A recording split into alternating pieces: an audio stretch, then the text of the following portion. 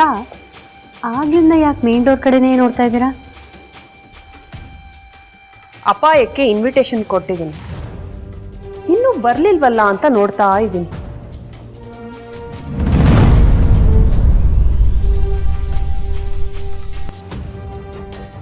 ಬಂತು. ಓಹ್, ಬನ್ನಿ ಬನ್ನಿ ಸಾವಿತ್ರಿ, ತುಂಬಾ ಅಪರೂಪ ಆಗ್ಬಿಟ್ರಿ. ಹೌದು. ಕೂತ್ಕೊಳ್ಳಿ. ಬಾಮ್ಮ. ಚಿಕ್ಕಮ್ಮ ಹೇಗಿದ್ದೀರಾ? ಚೆನ್ನಾಗಿದ್ದೀನಿ ಅಮ್ಮ, ಚೆನ್ನಾಗಿದೆ. ಅಮ್ಮ ಕಾಫಿ ಮಾಡ್ಕೊಡ್ತೀನಿ. ಅಯ್ಯೋ ಏನು ಬೇಡಮ್ಮ, ಲೇಟ್ ಆಗುತ್ತೆ. ನಾಡಿದ್ದು ನಮ್ಮ ಮನೆಯಲ್ಲಿ ಸತ್ಯನಾರಾಯಣ ಪೂಜೆ ಇಟ್ಕೊಂಡಿದ್ದೀವಿ, ಎಲ್ರು ಮಿಸ್ ಮಾಡದೆ ಬರ್ಬೇಕು. ಖಂಡಿತ ಬರ್ತೀವಿ. ಸತ್ಯನಾರಾಯಣ ಪೂಜೆ ಪ್ರಸಾದ ಸಿಗೋದು ಅದೃಷ್ಟನಂತೆ.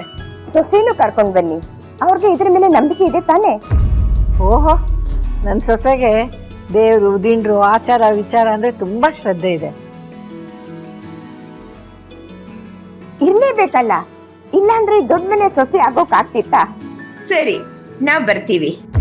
ಇಷ್ಟು ಬೇಗನಾ? ಊಟ ಮಾಡ್ಕೊಂಡು ರಾತ್ರಿ ಹೋಗ್ಬೋದಿತ್ತು.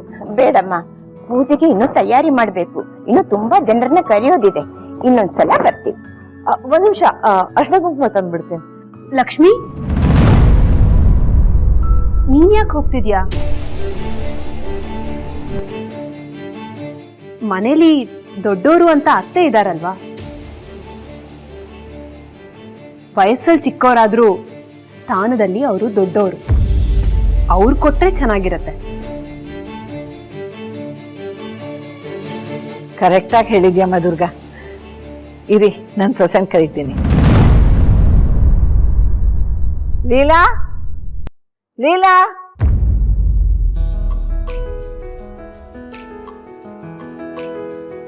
ನಮಸ್ಕಾರ. ನಮಸ್ಕಾರ. ಸರು, ಅಕ್ಕಂಗೆ ಏನಾದ್ರು ದೆವ್ವಗೆ ಹಿಡಿದಿದ್ಯಾ? ಇಲ್ಲ, ಇವರು ಹೊರಡ್ಬೇಕಂತೆ. ಅರ್ಶಿನ ಕುಂಕುಮ ತಂದ್ಕೊಡು.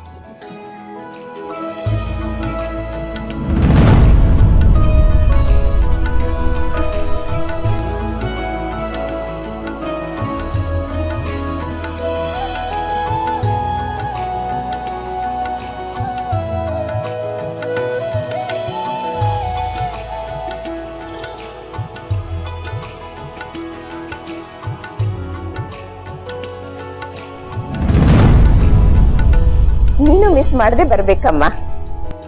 ಖಂಡಿತ ಬರ್ತೀನಿ. ಮೊದಲು ಅರ್ಶಿನ ಕುಂಕುಮ ಇಟ್ಕೊಳಮ್ಮ.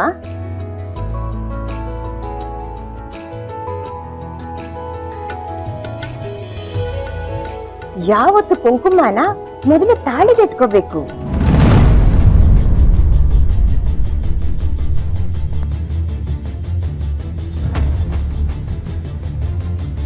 ತಾಳಿಗೆ ಇಟ್ಕೊಮ್ಮ. ಯಾಕಮ್ಮ ಲೀಲಾ ಹಾಗೆ ನಿಂತ್ಬಿಟ್ಟೆ? ಕುತ್ತಿಗೆಯಲ್ಲಿ ತಾಳಿನ ಕಾಣಿಸ್ತಿಲ್ಲ.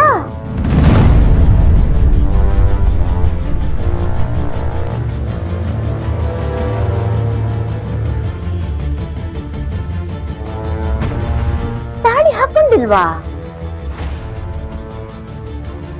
ಲೀಲಾ, ತಾಳಿ ಇಲ್ಲಮ್ಮ.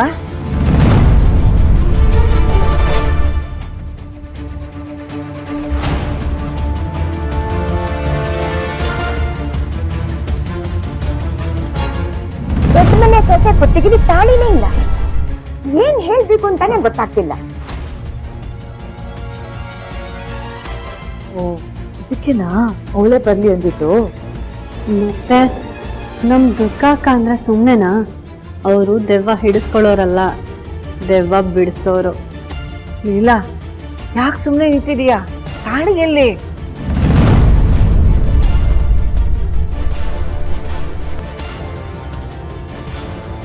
ಲೀಲಾ, ಮಾತಾಡಮ್ಮ. ನಾನು ಕೇಳ್ತಾನೆ ಇದ್ದೀನಿ, ನೀ ಸುಮ್ಮನೆ ನಿಂತಿದೀಯಾ? ಮೋಸ್ಟ್ಲಿ ಫ್ಯಾಷನ್ ಅಂತ ಬಿಚ್ಚಿಟ್ಟಿರ್ಬೇಕು ಅಲ್ವಾ ಅತ್ತೆಮ್ಮ?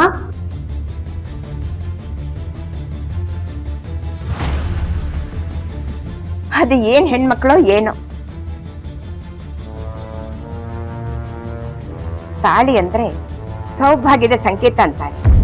ತಾಳಿ ಬಿಚ್ಚಿಬಿಟ್ಟು ಅದು ಏನ್ ಫ್ಯಾಷನ್ ಮಾಡ್ತಾರೋ ಏನೋ.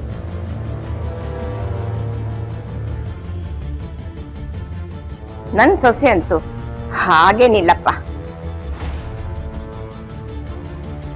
ಅಯ್ಯೋ, ನಮ್ಮ ಸೊಸೆನೂ ಹಾಗೆಲ್ಲ ಇಲ್ಲಮ್ಮ. ಫ್ಯಾಷನ್ಗೋಸ್ಕರ ಆ ತಾಳಿ ಎಲ್ಲ ಬಿಚ್ಚಿಡಲ್ಲ. ಮತ್ತೆ ತಾಳಿ ಎಲ್ಲಿ ಹೋಯ್ತು?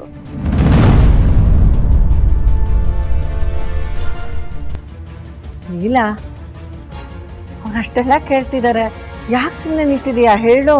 ಅದು ಅಜ್ಜಿ, ಬೆಳಗ್ಗೆ ಸ್ನಾನ ಮಾಡುವಾಗ ಬಿಚ್ಚಿಟ್ಟಿದ್ದೆ.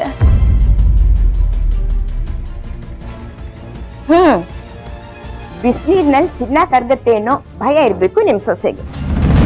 ಹಣೆನಲ್ಲಿರೋ ಕುಂಕುಮ ಕರ್ಗಿದ್ರು ಪರವಾಗಿಲ್ಲ, ಚಿನ್ನ ಮಾತ್ರ ಕರ್ಗಬಾರ್ದು ಅಲ್ವೇನಮ್ಮ?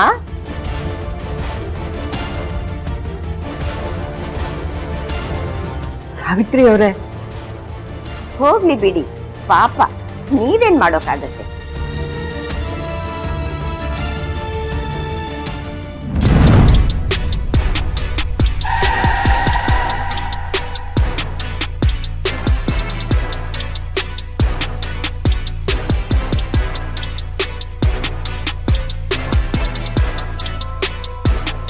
ಈಗಿನ ಕಾಲದ ಸೊಸೆಯರೆಲ್ಲ ನನ್ ಸೊಸೆ ತರ ಇರಲ್ಲ.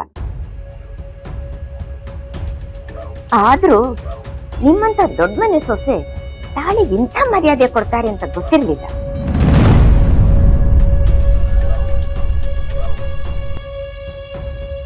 ಏಜೆ ಮನೆ ಅಂದ್ರೆ ಪಾರ್ಟಿ ಫಂಕ್ಷನ್ಗೆ ಅಲೋ ಮಾಡೋರಲ್ಲ, ಶಾಸ್ತ್ರ ಸಂಪ್ರದಾಯನ ಬಿಡೋರಲ್ಲ.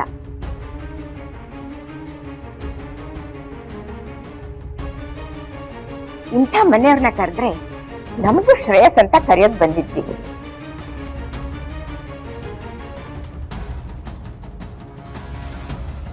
ಆದ್ರೆ ಇಲ್ಲಿ ಬಂದ್ಮೇಲೆ ಅನ್ಸ್ತಿದೆ ನಾವು ಬಂದು ತಪ್ಪು ಮಾಡಿದ್ವಿ ಅಂತ.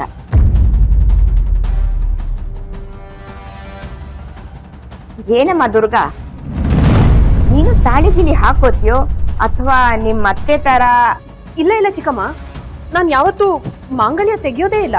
ಸದ್ಯ ಹಿರಿಯಕ್ಕನ್ ಚಾಳಿ ಮನೆ ಮಂದಿಗೆಲ್ಲ ಎಲ್ಲಿ ಬಂದಿದ್ಯೋ ಅನ್ಕೊಂಡಿದ್ದೆ. ಯಾಕೆಂದ್ರೆ ಇವ್ರು ನಿಮ್ 3 ಜನರಿಗೆ ಅತ್ತೆ ಅಲ್ವಾ?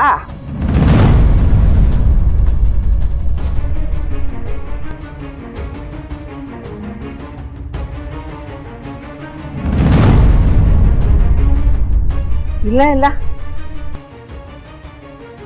ಅವಳು ಯಾವತ್ತೂ ಹಾಗೆ ಮಾಡಿರ್ಲಿಲ್ಲ. ಏನೋ ಗೊತ್ತಿಲ್ಲದೆ ಇವತ್ತು.